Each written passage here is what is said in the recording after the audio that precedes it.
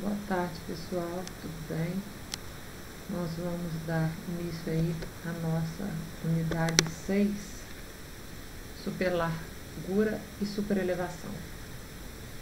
Eu já tinha falado para vocês desde a apresentação do programa, né, um pouco dessa conceituação aí, o que seria a superelevação e a superlargura. E vocês já tiveram aí, né, dentro das unidades anteriores, alguma explicação a respeito desses dois conceitos aí que são importantíssimos dentro da parte do projeto de estradas. Então, o que acontece?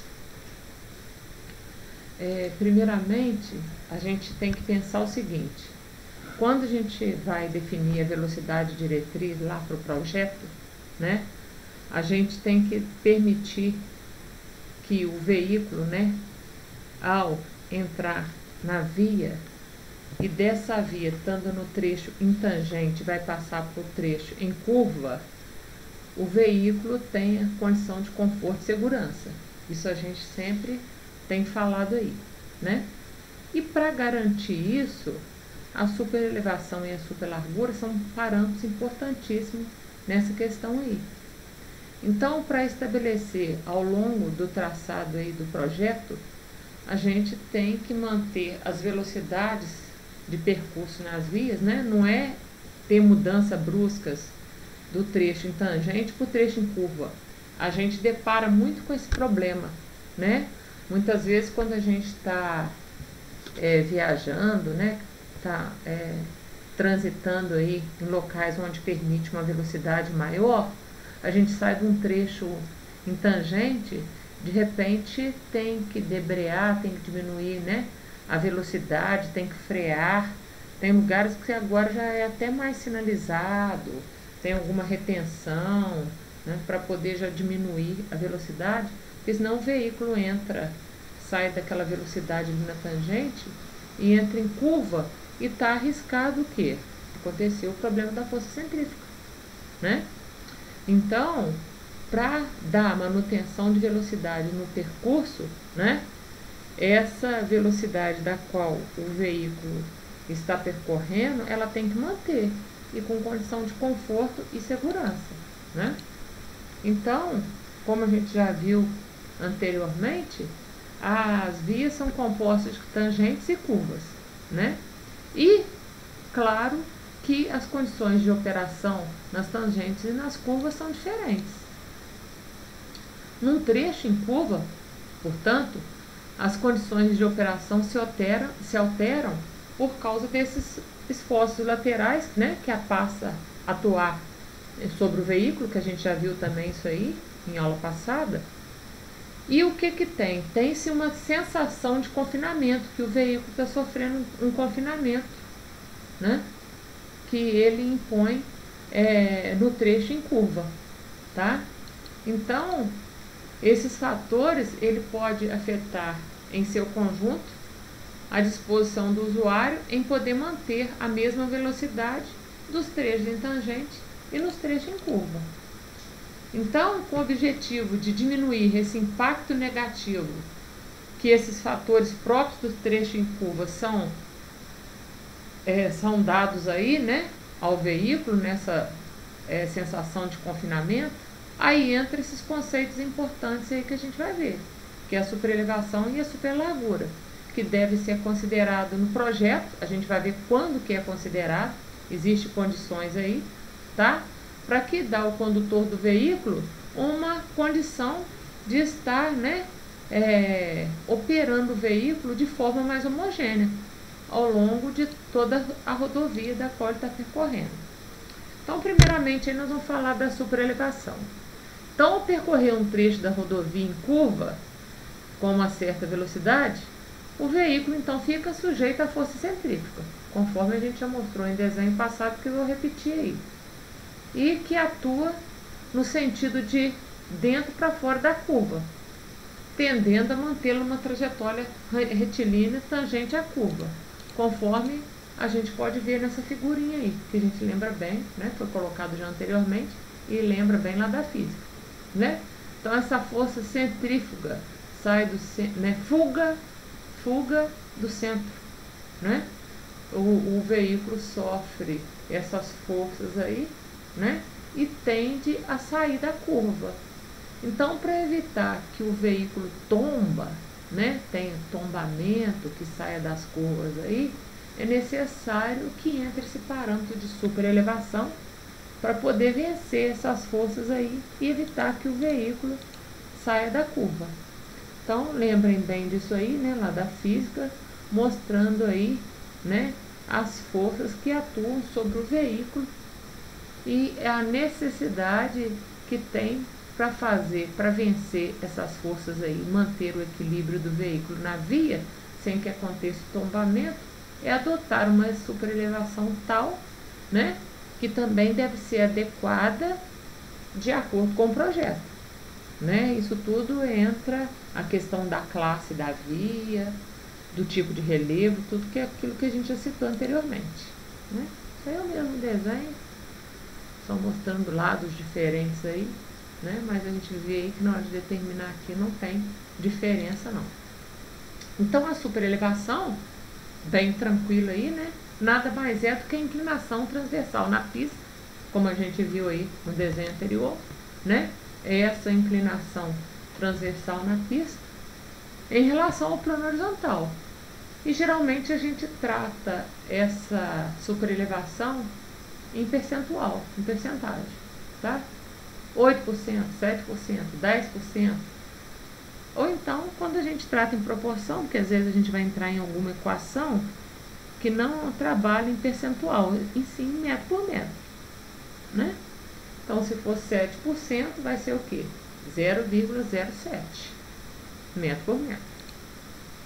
Aí vocês conhecem muito bem, lá atrás eu falei, né, quando até vocês já fizeram isso aí no trabalho, como que eu faço para determinar o raio mínimo da curva, né?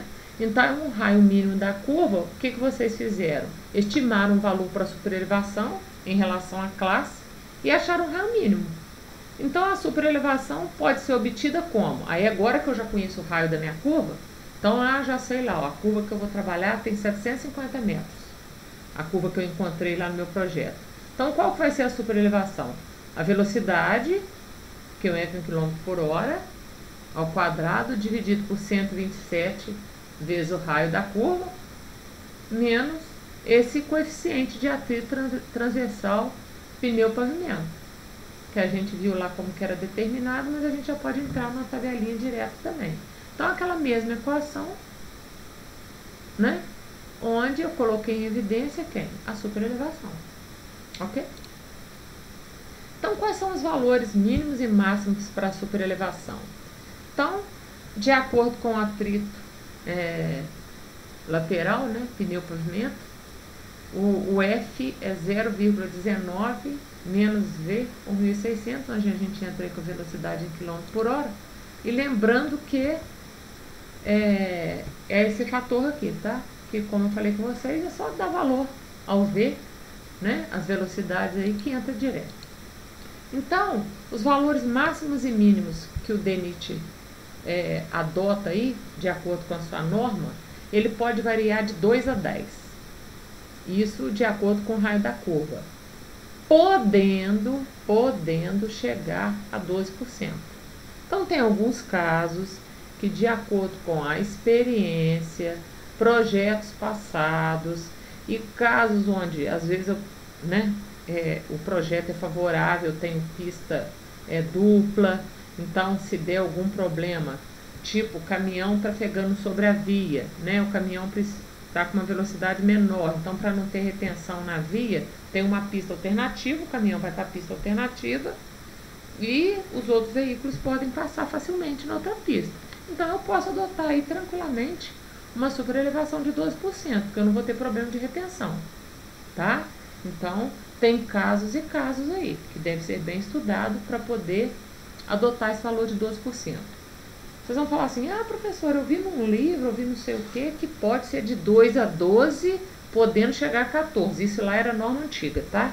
Quando a gente não tinha tantos veículos, né, mais robustos, mais pesados, então é da norma antiga, lá do DNR ainda.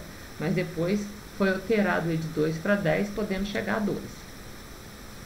Então, curvas onde tem raios muito grandes em relação à velocidade, essa força centrífuga ela já se torna desprezível, tá? Então, nessas condições aí, a gente considera o mesmo que no trecho em tangente. Ou seja, não precisa calcular a superelevação. A gente só adota o valor de abolamento. Para que serve esse valor de abolamento? Esse valor de abolamento é o mínimo de superelevação adotada para a questão de escoamento das águas de chuva. Tá? Então, no trecho em tangente tem também esse pequeno abolamento, né? Se for pista simples, né? E mão dupla vai cair do eixo para as áreas adjacentes, tá? E então é isso que acontece. Quando o raio é muito grande em relação à velocidade do projeto, não é necessário calcular a superelevação. Só que tem uma tabelinha que fala isso pra gente, tá? Quando usar e quando não usar. Mas aí então vai ser tudo reto? Não. A gente tem que adotar o mínimo, que é o valor de abolamento, para poder escoar a água da chuva, tá? Então, como eu falei, tem uma tabelinha aí de valores de raios acima do qual a superelevação pode ser dispensada, que é essa tabelinha aí, tá? É a tabelinha do DENIT, eu tirei ela aqui do livro do Lee, mas é a mesma coisa, tá? Então, por exemplo, eu estou trabalhando com a velocidade aí de 80 km por hora. E o raio que eu estou projetando é um raio de 3.500. Então, se o raio é 3.500, ótimo. Então, dispensa o cálculo da superelevação. Não preciso calcular a superelevação. Quem que vai ser a superelevação? A superelevação vai ser o valor mínimo, que é o valor do abolamento, apenas para a água escoar aí, tá? Que é aí de 2%, a média usada. Quando o raio está acima do raio mínimo, a gente determina a superelevação dessa forma aí, ó. Superelevação máxima, que é aquela da tabela, adotada anteriormente, abre parênteses, 2 vezes o raio mínimo, que eu encontrei, esse raio mínimo que vocês acharam no trabalho de vocês, o raio de projeto, menos o raio mínimo ao quadrado pelo raio ao quadrado. Fazendo isso aí, é o valor de superelevação quando o meu raio é acima do raio mínimo. Então, se eu estou fazendo um projeto e o raio que eu estou usando, ele é maior que o raio mínimo, como que eu determino a superelevação? Dessa forma aqui. Já não é daquela forma anterior, não. Simples, né? Bem simples. O que a gente considera aí em questão esse valor da superelevação? Então, esse valor da superelevação, quando ela é muito alta, né, valores muito altos, pode acontecer o quê? Um deslizamento do veículo para o interior da curva. Né? Então, se esse percentual aí, esse valor for muito grande, né, for muito alto, pode acontecer isso. O veículo vai para o interior da curva, vai para o centro. Né? E quando a velocidade é muito baixa, pode acontecer um tombamento de veículo. Tá? Então, são 2 critérios aí. Eu gosto sempre de mostrar esse exemplo aí, muito antigo, tá? Isso aí é da minha época. Essa pista aí de Avos na Alemanha, que também era conhecida como Muro da Morte, era usada para fazer as corridas, né, em torno dessa pista aí. Então vocês podem ver aí um valor de superelevação altíssimo, né? Só que por isso que ela ganhou esse nome aí, Muro da Morte. Como estava tendo muito problema, porque aí é igual aquele Globo da Morte, né, que a gente vê aí no circo e tal, que se não manter uma velocidade ali dentro, tomba. Né? Aí é a mesma coisa. Se não manter uma velocidade, o veículo dentro desse muro aí, a tendência dele é tombar. Né?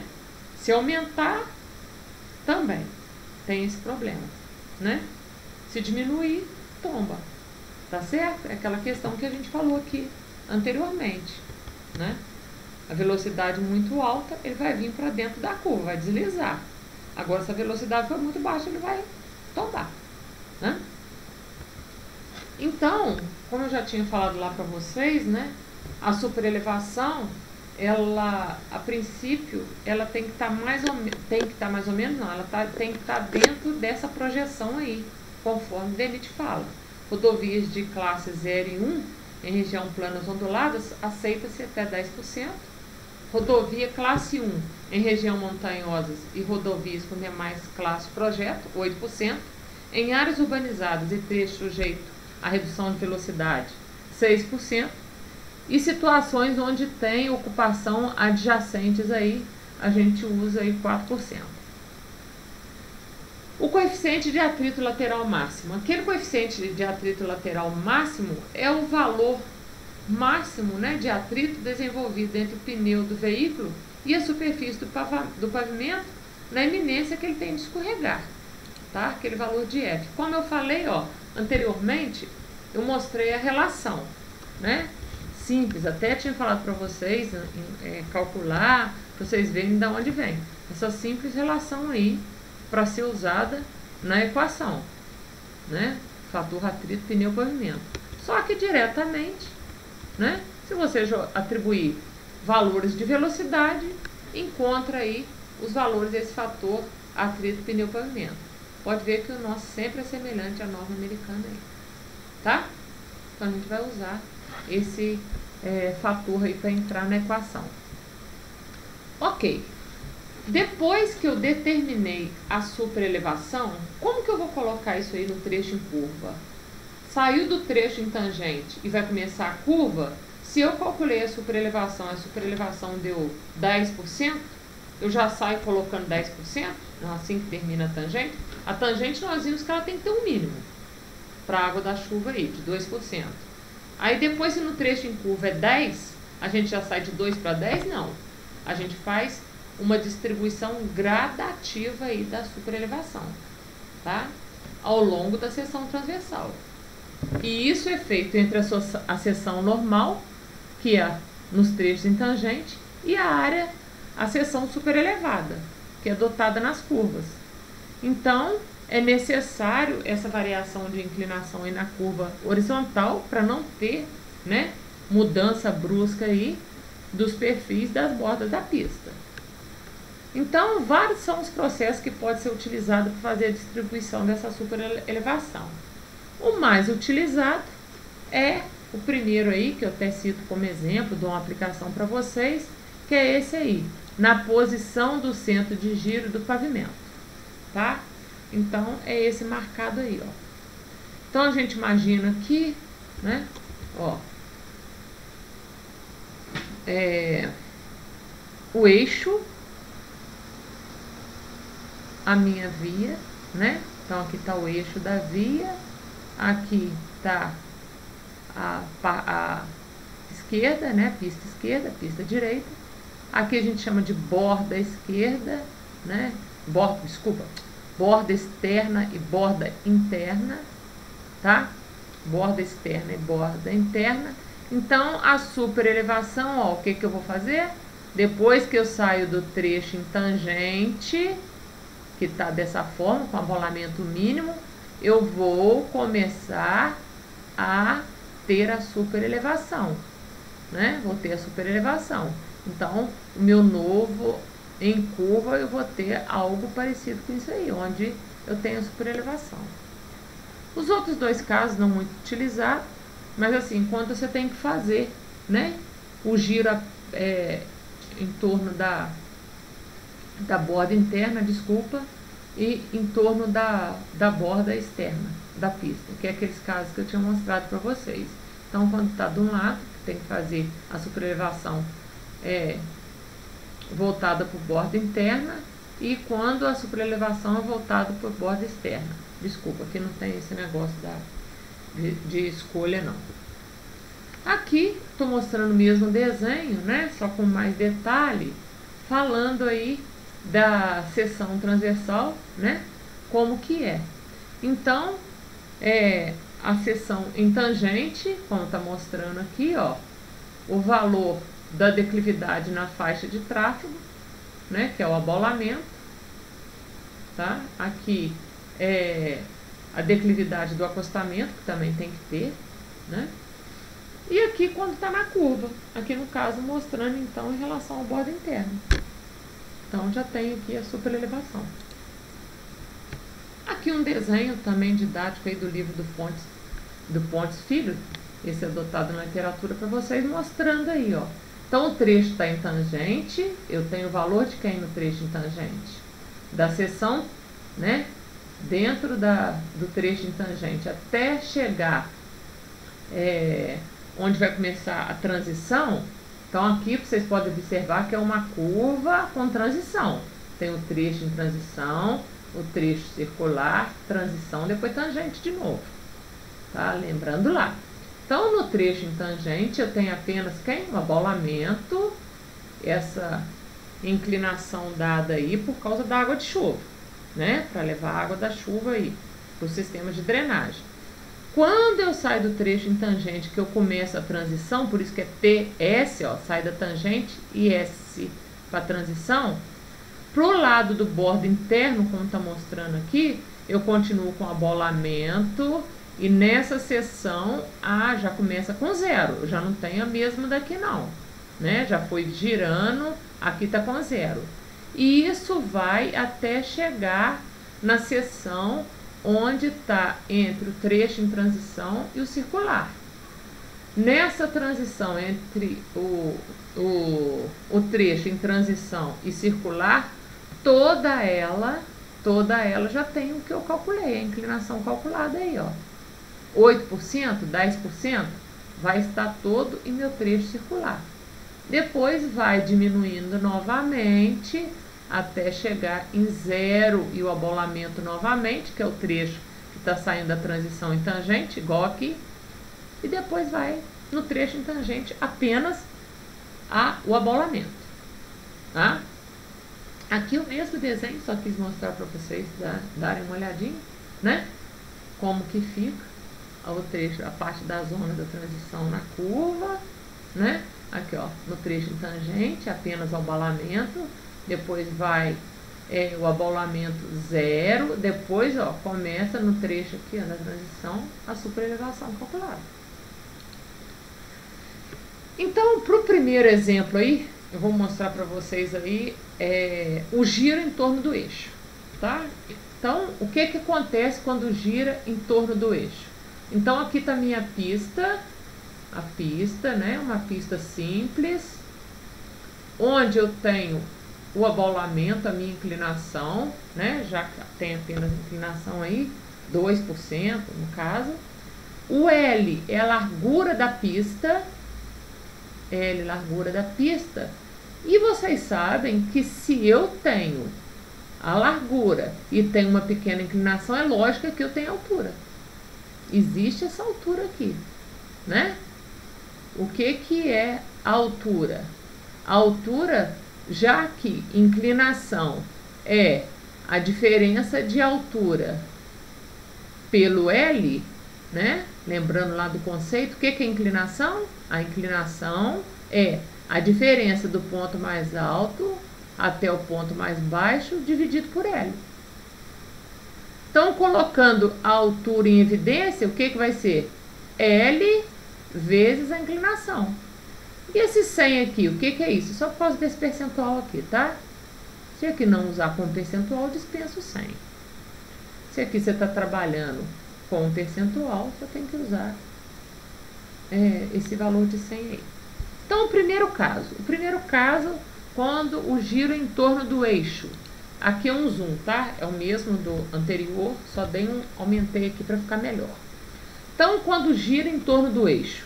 Então, começa no trecho em tangente, quando começa... Então, gente, como que eu vou distribuir, qual que vai ser esse valor, né, do trecho em transição? Como que eu vou distribuir essa superelevação ao longo do meu trecho, que sai de tangente e vai para a curva? Então, primeiramente, o trecho em tangente, a gente sabe que tem o valor do abolamento. Quando que eu vou começar aqui, onde vai começar, né, esse valor quando eu saio da tangente e entro na transição, eu sei aqui na curva o que é. Mas daqui até aqui, ó, qual que é esse valor aqui de LT, que eu chamo aqui de LT, esse aqui? Eu preciso saber. né? De quanto da minha tangente, onde começa o meu trecho em transição, né? Aquele trechinho onde começa a transição, aqui, ó, lembrando, isso aqui, ó, isso aqui agora. Qual que é essa distância daqui até aqui? Eu tenho que saber, né? Como que é essa distância? Essa distância é dada por esse comprimento que eu chamo aqui de LT. Quem que é LT? LT, se vocês observarem, vai ser quem? H1, que é a diferença da altura, sobre o alfa1, tá? S vai ser H1 sobre alfa1. Quem que é H1, quem que é alfa1? Então, o H1, a gente já viu como que a gente vai obter, né? Vai ser a diferença, né? O H1 vai ser a diferença entre as alturas aí, vezes o comprimento da pista e o abolamento, tá? Que a gente já conhece. Então, só para... Deixa eu ver onde que eu coloquei aqui, ó. Quer ver? Essa metodologia para o cálculo da curva de transição de Barnett fala para a gente o seguinte, que para determinar a superelevação aí, tá? É necessário adotar esses valores de alfa1 e alfa2 são fixos, tá? O valor de alfa1 e alfa2 é fixo. Aonde que eu deixei isso aqui para vocês? Eu deixei esse valor de alfa1 aqui, tá? Alfa1 e alfa2, numa aplicação logo aqui na frente. Então, o critério que a gente vai usar aqui para calcular a superelevação é chamado critério de Barnett, onde alfa1 é 0,25 e alfa2 é 0,5. Isso é fixo, tá? Isso não muda. Então, na hora de determinar isso aí, o que tem que ser feito? Tem que ser feito o alfa1 e o alfa2 aqui. Então, como que eu acho o LT? O LT vai ser 100 vezes o H1, que eu mostrei para vocês como que determina, né? Anteriormente aqui, ó. H1, que é o comprimento da pista, vezes a inclinação, dividido por 100. Esse aqui é meu H1, tranquilo, tá? O 100 tá aqui por causa do percentual, porque como eu falei, aqui esse alfa1 é fixo, tá? Alfa1 é 0,25. Se eu vou usar 0,25, eu tenho que usar aqui 100. Então, para mim achar LT, facílimo, né? Acho H1, alfa1 é fixo. Ótimo. Então, o que que eu preciso determinar mais? Eu preciso determinar esse trecho aqui agora, porque esse trecho em transição também, ele vai aumentando gradativamente. Então, daqui até aqui, onde que eu vou, a minha superelevação começa a alterar, né? Eu já saio de 0, né? Porque daqui até aqui começa o 0, então. Igual eu mostrei no desenho anterior, né? Estão lembrados? Ó. Daqui até aqui, né? No trecho em tangente era a superelevação. Ensinei para vocês como que acha esse valor de LT aqui. Então, a partir desse LT vai começar a superelevação e o 0. E isso aqui vai crescendo gradativamente. E nesse intervalo, até chegar na superelevação, que é a superelevação que eu calculei anteriormente, né? 7, 8, 10%, eu tenho que achar isso aqui primeiro, ó.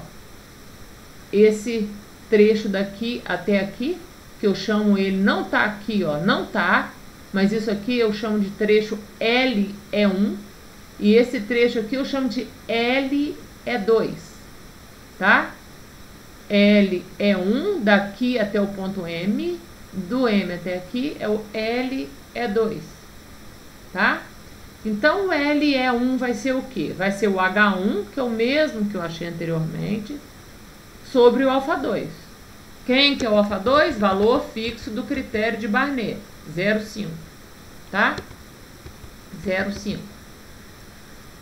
E eu acho com isso o meu LE1. E o LE2?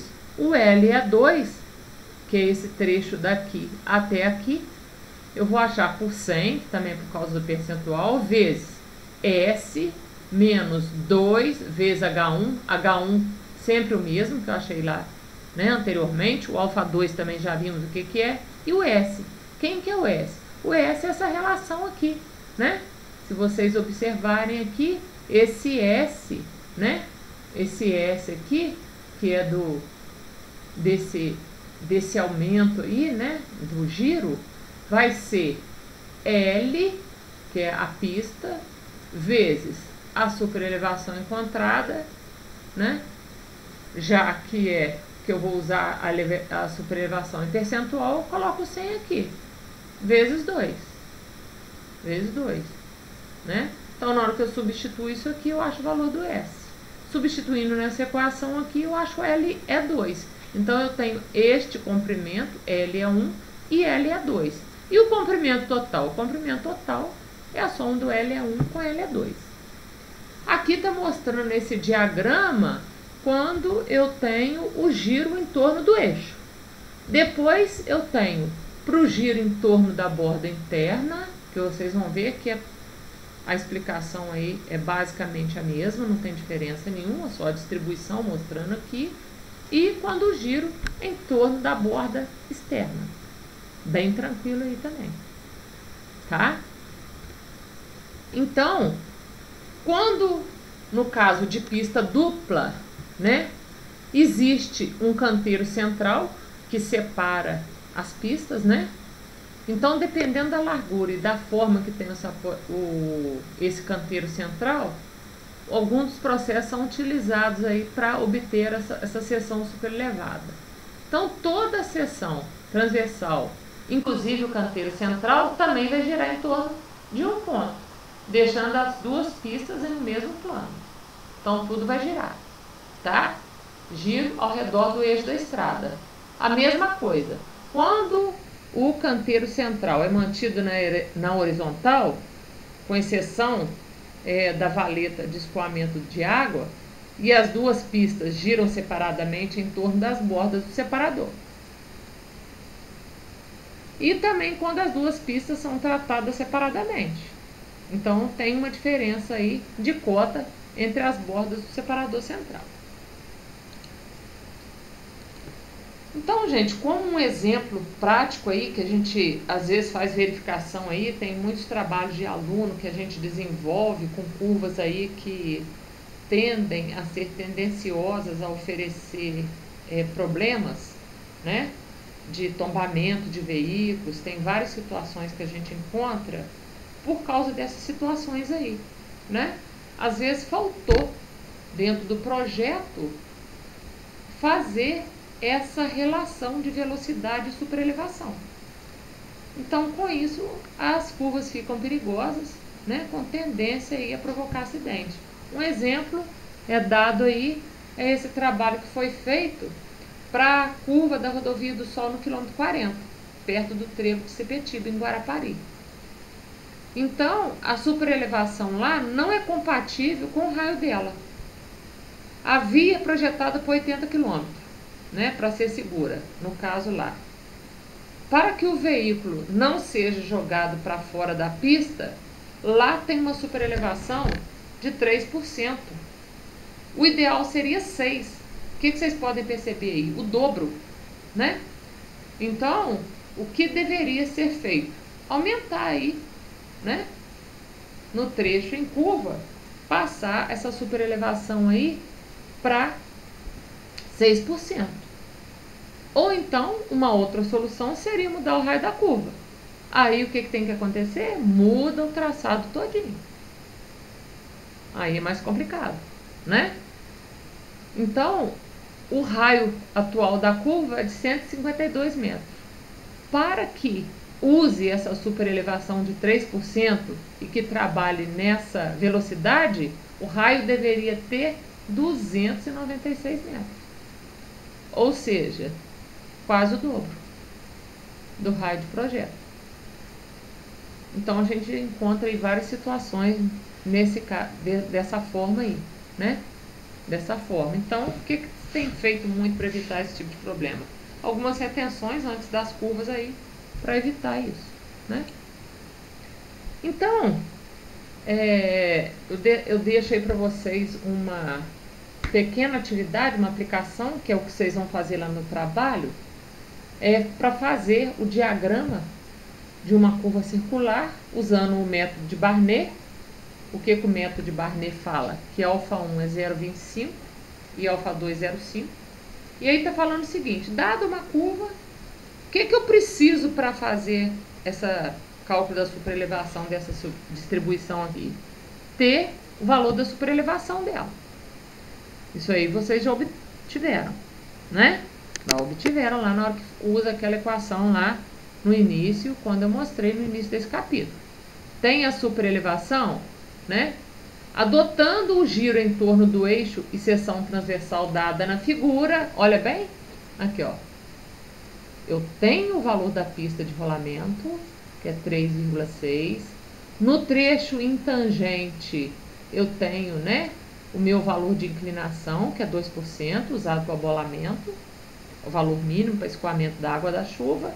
Então eu posso obter aqui primeiramente quem? O valor do H1. Quem que vai ser o H1? O H1, como eu falei com vocês, vocês sabem isso bem, a inclinação é a relação entre a diferença de altura pelo comprimento, né? Então, colocando a inclinação aí em evidência, né? Tem-se que H1 vai ser L vezes A dividido por 100. Então, L e o A já tem, né? O L e o A já tem, ó. L 3,6 vezes 2 dividido por 100. Vai achar o valor de H1, tá? Vai achar o valor de H1. Então, quando vocês forem trabalhar, né, com essas relações aqui que eu mostrei anteriormente para vocês, que a questão é essa aqui, né, o giro em torno do eixo. Vocês vão achar esses parâmetros aqui, ó. Quando achar esses parâmetros, né, que é o valor do LT, o valor do L é 1, o valor do L é 2, é isso que a gente precisa. Porque o abalamento e o valor da superelevação já é conhecido. Então, a gente quer ver como que vai ficar isso aí num diagrama. Então, como diagrama final para esse probleminha aí, ó, é isso aí que vocês vão ter como diagrama final, tá? Então, o LT vai ser 28,8, o abalamento 2%, já foi dado, né? O abalamento foi dado, ó, 2%, né? Então, de quanto a quanto da minha transição para cá, né? Quanto que eu vou ter esse valor aqui? Vai ser o valor de LT, 28,8. Então, aqui começa esse valor da inclinação, tá? E aí vai, né? L é 1, 14,4, né? O L é 2. Então, somando esses dois aí, vai bater com o valor que eu tenho da minha curva de transição. Assim que fica a distribuição. Então, o diagrama final, para esse exemplo que eu deixei para vocês, é esse aí. Qualquer dúvida que vocês tiverem, vocês podem perguntar. Tá? Entra aí no chat, pode perguntar. Eu não deixei os cálculos em separado, porque eu quero que vocês façam e chega nesse diagrama final. Tá? E tem o cálculo também no livro, porque o livro foi adotado aí para vocês como referência. Tá? Tranquilo? Bem fácil. E a superlargura? A superlargura também super fácil, tá? Então, com a mesma finalidade de compensar fatores no trecho em curva, né, que podem ser alargados e dar ao usuário melhor condição de continuidade, de liberdade de manobra e fluidez do veículo, né, é quando o veículo também está em trecho tangente, entra na curva, existe esse fator de aumento aí da superlargura, né, da faixa de rolamento, está escrito aqui, não está escrito, né, faixa de rolamento, esse aumento na largura da pista aí, tá? Então, é um aumento para poder o veículo entrar ali na curva com segurança e poder desenvolver a sua velocidade aí, Então, essa superlargura tá, é calculada por uma simples equação, que é a equação de Voschel-Palazzo. Essa equação eu preciso de parâmetros simples aí, como o número das faixas de tráfego, quantas faixas de tráfego foram projetadas, 2, 4, o raio da curva, preciso aí da distância entre os eixos da parte rígida do veículo. Aqui está falando, normalmente toma igual a 6. Lembra lá atrás, quando a gente estudou sobre os veículos de projeto? Vou lá e olho. Qual que é a distância entre os eixos da parte rígida do veículo? Vou colocar aqui, né? Então, eu vou ver qual que é o tipo de veículo, né? O maior tipo de veículo vai transitar na via. Eu vi aí no trabalho, né? Tem vias aí que vai ter bitrem, tem umas que vai ter carreta, outras vai ter caminhão cegonha. Então, vai lá olhar na tabelinha lá e ver qual que é essa distância. Então, aqui, ó, a superlargura é dada, a gente vai obter em metros. O N, né, número não tem, é adimensional, Ra em metros. Essa distância também em metros. Velocidade em quilômetro por hora, mas não tem problema, essa questão da divisão do 10 aqui e tal, já é por causa disso. Vezes a raiz quadrada do raio. Então, nessa simples equação aí, eu consigo determinar a superlargura. Professora, sempre tem que calcular a superlargura, que é o mesmo caso da superelevação, tá? Dependendo aí, né? Dependendo aí do raio, também tem casos que é dispensável o cálculo da superlargura. Aqui eu estou mostrando para vocês essa tabela do Pontes Filho. Tem que dar uma olhada aí na norma, tá? Que eu peguei só a tabelinha do Pontes Filho aqui, para não estender muito, não ficar muito grande para vocês. Aqui está mostrando apenas para o veículo tipo CO e veículo SR. Aqui está falando quando a pista está no trecho em tangente, que essa pista tem 7,20, tá? Largura básica da pista. E aqui quando a pista tem 6,60. Então tem que olhar esses parâmetros aí. De vocês olham lá depois, tá? Do trabalho. Então, quando a pista tem 7,20 e 6,60, vocês estão vendo aqui que está variando o valor da pista. E aqui o tipo de veículo. Eu vou ver quando vai dispensar ou não.